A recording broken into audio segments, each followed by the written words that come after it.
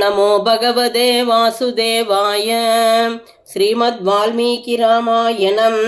आरण्यकाण्डम् 48 सर्गः।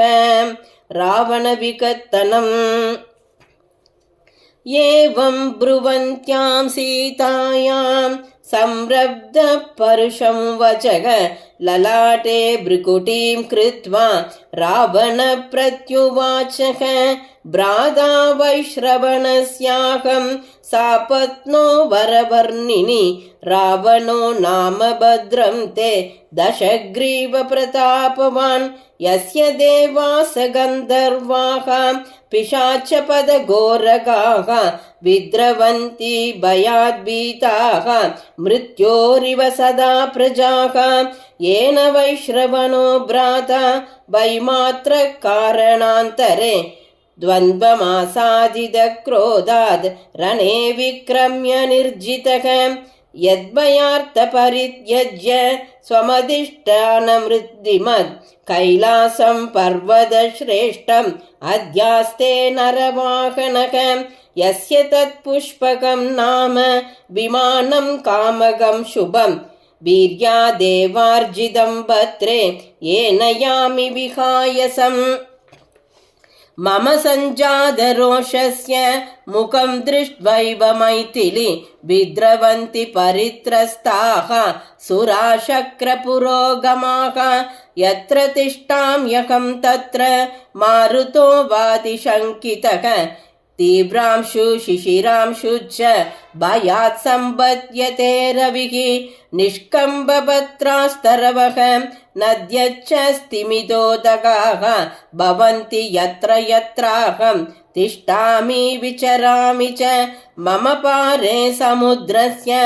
लङ्का नाम पुरी शुभा सम्पूर्णा राक्षसैर्घोरैः यदेन्द्रस्यामरावतीं प्राकारेण परिक्षिप्ता पाण्डरेण विराजत हेमकक्ष्या पुरी रम्या वैडूर्यमयतोरणा हस्त्यश्वरथसम्बाधा तूर्यनादविनादिता सर्वकालफलैर्वृक्षैः सङ्कुलोद्यानशोभिता तत्र त्वं वसति सीते राजपुत्री मया सह न स्मरिष्यसि नारीणां मानुषीणां मनस्विनी भुञ्जानां मानुषान् भोगान् दिव्यां च वरवर्णिनि न स्मरिष्यसि रामस्य मानुषस्य गदायुषः स्थापयित्वा प्रियं पुत्रं राज्ये दशरथेन यः मन्दवीर्यसुतो ज्येष्ठः ततः प्रस्थापितो वनं तेन किं भ्रष्टराज्येन रामेण गदचेतसा करिष्यसि विशालाक्षि तापसेन तपस्विनां सर्वराक्षसभर्तारं कामय स्वयमागतं न मन्मदाशराविष्टं प्रत्याख्यातुं त्वमर्हसि प्रत्याख्याय किमां भीरु परितापं गमिष्यसि चरणेनाभिहत्येव पुरूरवसमुर्वशि अङ्गुल्या न समो रामः मम युद्धे समानुषः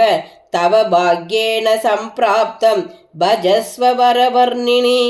एवमुक्ता तु वैदेहीं क्रुद्धा संरक्तलोचना अब्रवीत् परुषं वाक्यं रहिते राक्षसाधिपम्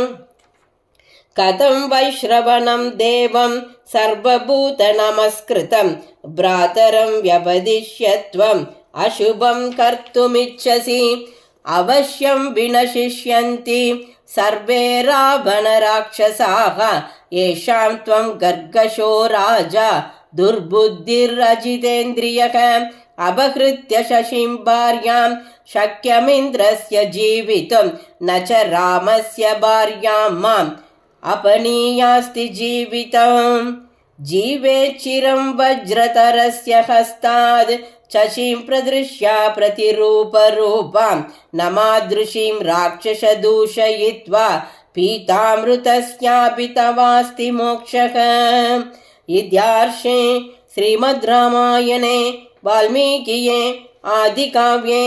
चतुर्विंशतिसहस्रिकायां संहितायां